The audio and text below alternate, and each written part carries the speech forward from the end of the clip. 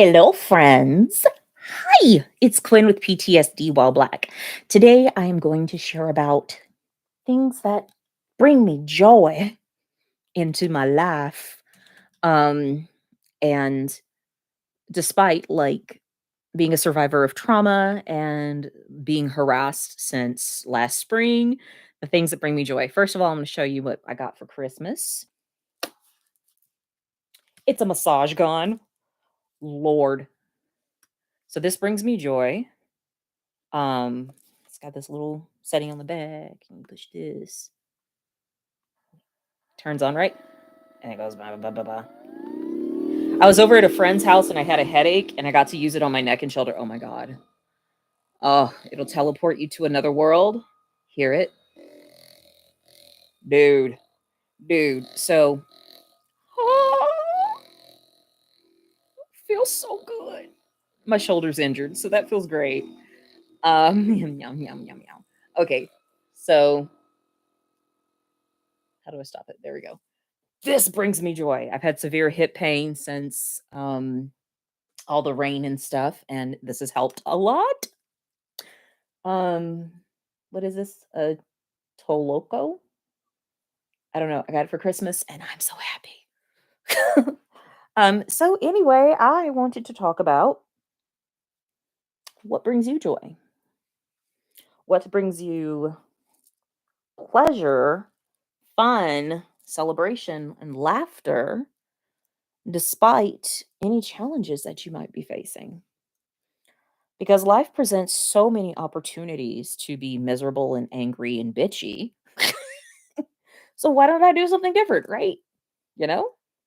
So that's what I'm doing. Um yeah, something that brings me joy is my husband who is in the background wiggling his feet. It also brings me great confusion with his dad jokes, but I still love him. Help me. um yeah, I love my babe. I love Oh my god, it was so freaking hilarious. I'm in this women's group. I attend a bunch of women's groups for, being able to get over so many different traumas that I've gone through, and look how long my hair is getting. It's almost down to my boobies. Well, it is down to my boobies if you stretch it out, but then if you retwist it, boop, just goes there. Um, my women's group today was just hilarious because 'cause I've seen these women, they overwork and they're super serious most of the time, and they're usually gone through some really horrible shit in their lives. We have that as a shared commonality and we support each other. And it was just so funny because one of them, she's a little older and she's like, I've never played around with the filters and stuff in Zoom. Quinn, how did you get your background? And da da da da da. And so we're supposed to be like talking about, support around issues of having to deal with someone else's sex addiction or sex abuse. And instead we're just talking about backgrounds and filters and we're playing around with mustaches and unicorn horns in Zoom. And it was just hilarious because there was only the three of us for this particular meeting. So we're like, we'll do what we want. And we shared about joy, about what brings humor and joy to a moment in our lives. And just felt so free because in most of those meetings, I'm talking about all the pain that I've had to go through. And it's just realizing to the degree that we experience pain or hurt is the degree that we can feel love, joy, celebration, connection. To the degree that you feel pain is the degree that you can feel love. So, for those of us who are survivors of some sort of stalking or some sort of abuse, we really do have ow, we really do have a huge capacity. Can you hear my hair? Sorry, I'm just being goofy. I can hear my hair. But we have we have a huge capacity to experience excitement and creativity, celebration, and joy. I was thinking about, the goal of people who stalk us is to have us feel afraid. Well, one of the things I remembered from my hypnosis certification years ago is that fear and excitement, they register kind of at the same level in the brain. So if you could take that energy of the fear that you're experiencing or the fear that's coming up and recognizing it holds the same capacity to be excited about what's going to happen next, your suffering's a whole lot less. It reduces the suffering that one can experience. So that's kind of why I'm not a good target for gang stalking because I have been through so much bullshit that my body has this ability to kind of recognize, yep, to the degree that I can feel some bullshit is the degree that I can feel amazing stuff in my life. Um, just like with loss and grief, it's love. It's just love. It's love that's lonely. It's love that's missing someone. So, God, my hair is thick. So that's something to really take into consideration. I have to remind myself that suffering is a choice. Suffering is a choice. Um, and what works for me may not work for everybody else. And I do need to speak to that. And I'm only here sharing what my experience has been to try to make something useful from the the mixed up crazy ass life I have experienced. To make it hopefully so that maybe the next person who's hearing this or seeing this realizes that they have more options on the menu than choosing to be afraid or choosing to be sad or anxious or worried. We've got excitement, baby. Excitement is on our side. So you can be excited about what's going to happen next that's good in your life. You can choose to be excited about what you're going to learn from having to deal with this situation. You can choose to be excited by how you can choose to love and show up for yourself. Yeah, you can choose to be excited instead of suffering, instead of pain. So, what I encourage is for everyone who is on the receiving end of trauma or on the receiving end of abuse that is trying to create isolation in your life, allow yourself to get excited about how you're going to get to know yourself better and the skills that you are going to acquire from having dealt with this. And that for anyone who's messing with you, honey, they're just making you stronger, more resilient, more capable. The things that are showing up in this life that are trying to pull you down, baby, they just make you stronger. Because the people who are trying to pull you down are feeling weak and insecure, and they're trying to get their strength from pulling you down. And that's sad because that means that they really don't have any power. They really don't have any power. If they're trying to get it from hurting other people, they're the ones who are afraid and they're trying to project it onto you. And I can relate for myself because I used to do that. I used to be like, "Oh, no, I'm not gonna be the one who's going to be afraid. You're gonna be the one who's afraid." When I would do my Toastmaster speeches, I'm like, "No, I'm not the one who's nervous. You're the one who's nervous. I'm not afraid. You're afraid." And that was how I got myself through my speeches.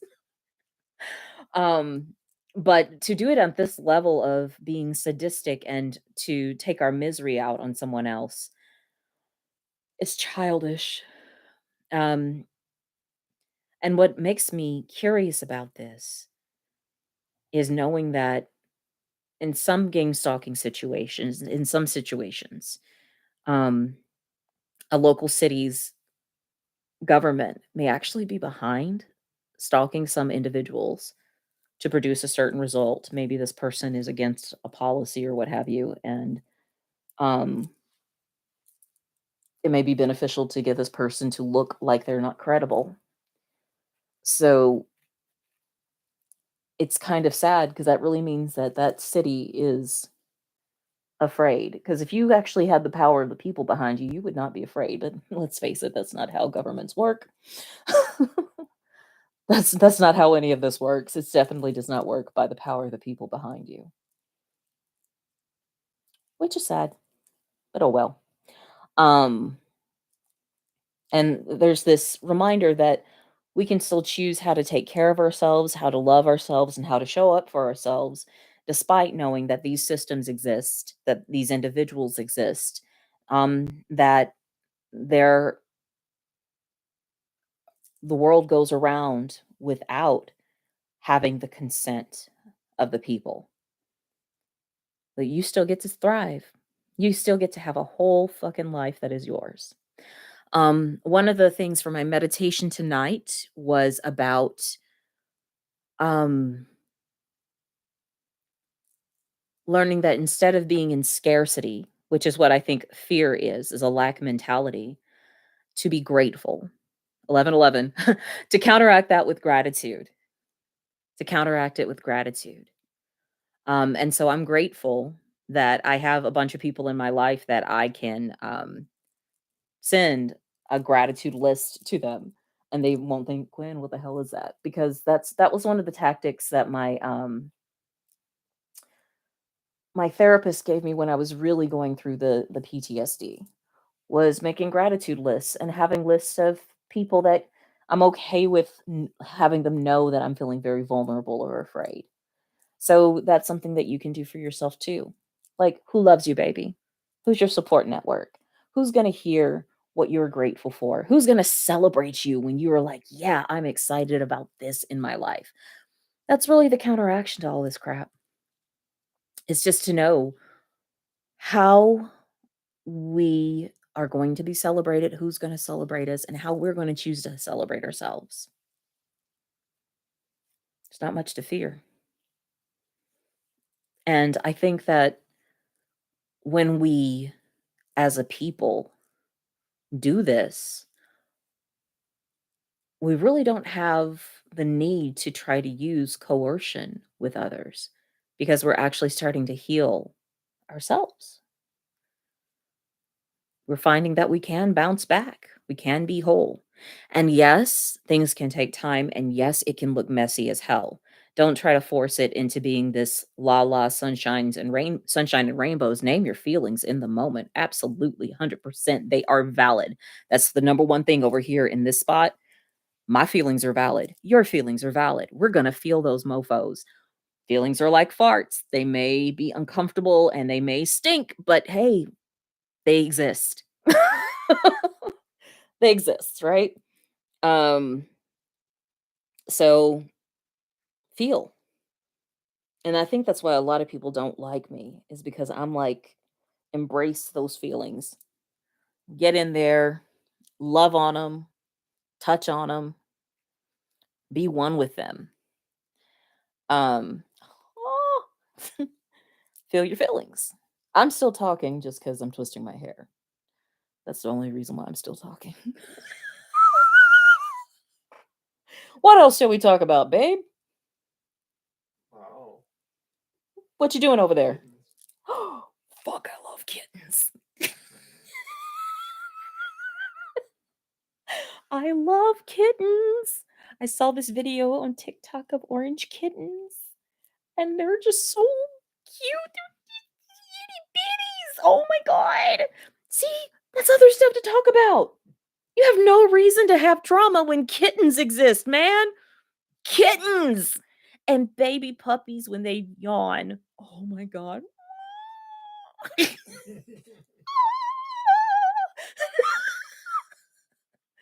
There's so much good in this life, man.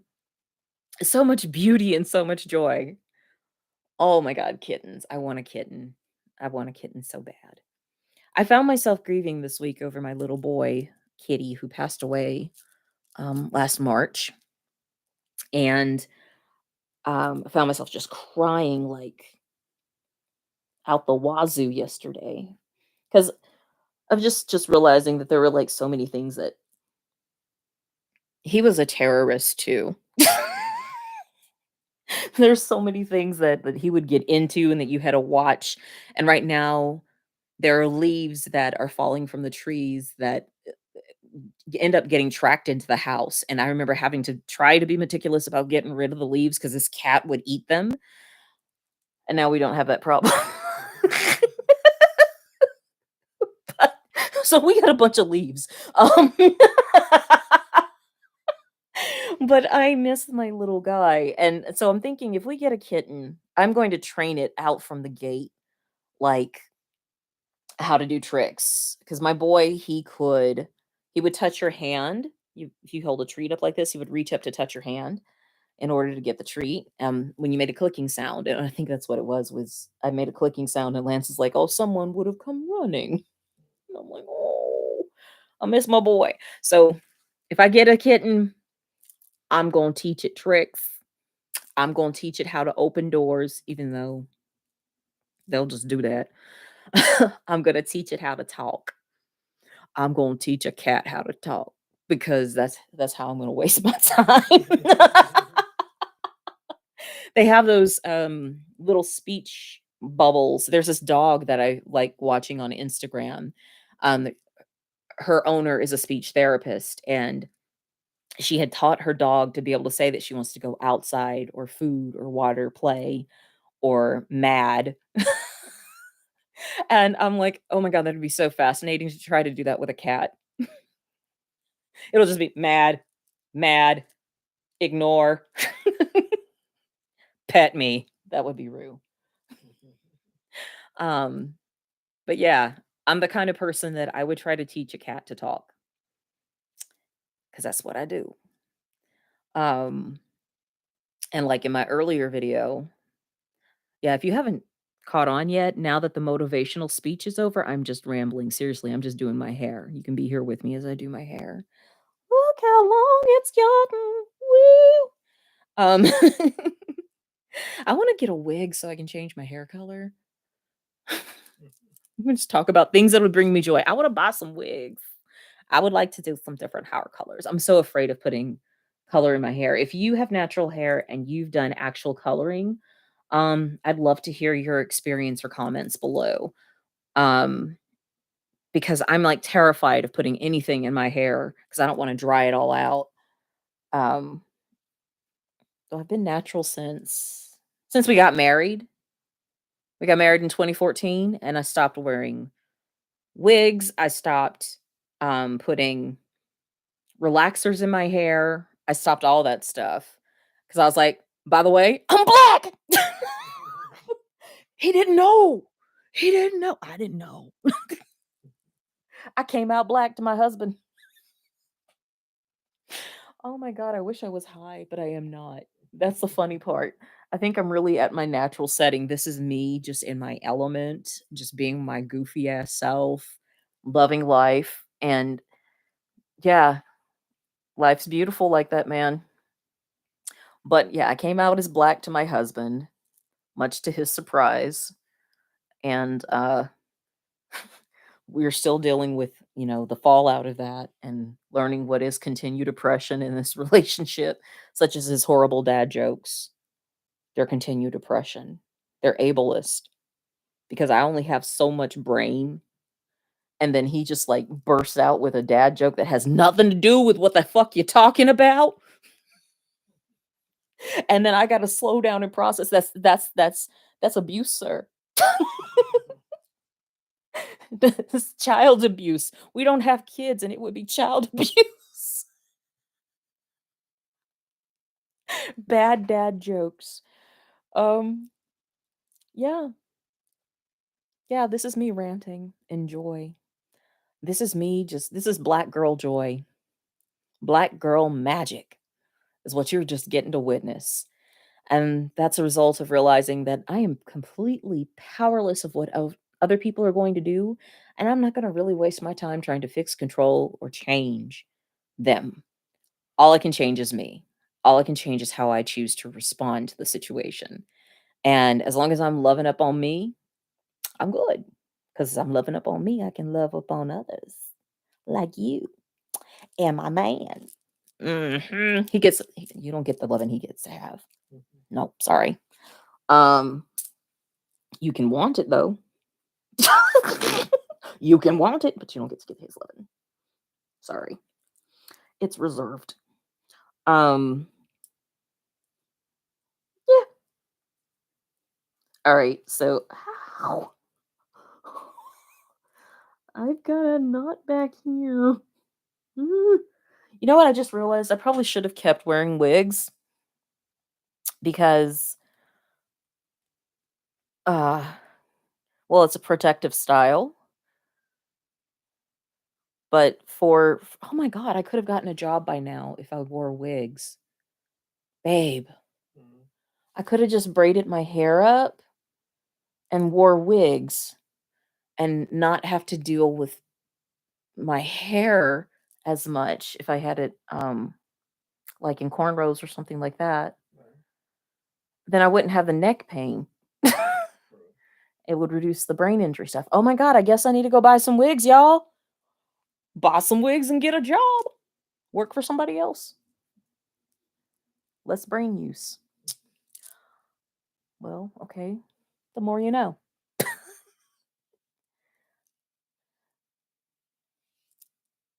Um, oh, two other things. Very important messages. Have you allowed yourself to let go into absolute bliss, joy, and pleasure from feeling all of your pent up anger and rage? Because pent up anger and rage, for those of us who have lived with trauma, is really because it has not been validated. It is a deep wound that has not been validated. That was one of the things we talked about in my women's group today, is that there's such a betrayal that has happened to us, that our society or our loved ones have not validated, but the feelings are still within us. Those feelings are still within us. And I happen to think, of course, I'm going to reach the profound moments right when I'm almost done twisting my hair. I really think for our society, for the American society, is that instead of these battles that we do of racism, of um, theft, of ableism, sexism, is to really feel our own rage. Not to make anyone else responsible for it, but to really feel it within ourselves and to validate it for ourselves. If we start there, I think we could cure our nation. But I don't think it's profitable to cure our nation. So, well, it depends on what end of the spectrum you are in the cure process. Because, I mean, obviously, America has some serious anger issues when you take a look at the number of police shootings that we have and the number of um, mass shootings that happen in our country. Obviously, there's some anger issues that we need to address. And what if that became profitable? What if we profited off of addressing the anger issues in America versus addressing the effects of the anger issues? It's because just because you've spent so much time investing in one business over a long period of time does not mean that's where you should continue to keep your interest. You know what I'm saying? Spend a long time making a bad decision, you can always choose to make a different decision. And so I think of for companies that are profiting off of people living in stress and anxiety, if you are providing that solution of addressing those issues and of see, like, you got to think on the other side of the wound. We want to think that we're solutions to a problem to be profitable. But once the problem gets resolved, there's also going to be new problems that are even more positive. of what do you do with yourself after that? How do you get your creative talent and expression out? Instead of putting you through angst and pain, we start to build you for your greatness. Now make that marketable, okay? Make that profitable. It's just really a choice. We've had one long industry in our nation of profiting off of suffering. So what if we profit off of people feeling good, people choosing to feel good? And what if that was more in demand? Well, it's definitely in demand. So if we had a greater supply of it to match that demand, I think it'd be pretty good. Yeah, I'm on my last twist, you guys. So what did you think of today's rant? I don't know if anybody will ever see this anyway because they're blocking my views, but I don't care. I still got to have my rant, and my hair is still twisted at the end of this, yo. I'm still twisted. Life goes on. I'm gonna kiss that man over there, tell him that I love him. Maybe we'll slow dance. Let's slow dance tonight, baby. Um, Stay connected, stay in joy, stay in celebration, stay in peace. That's what I'm gonna do.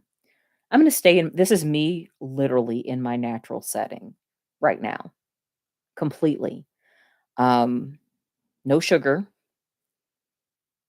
no marijuanas, because that's what I do use for my chronic pain on Mondays from exercising.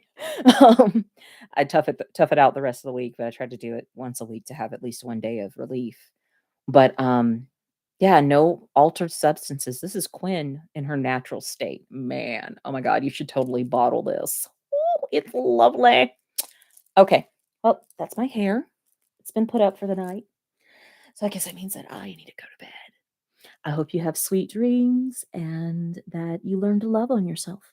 Till next time, mwah, peace.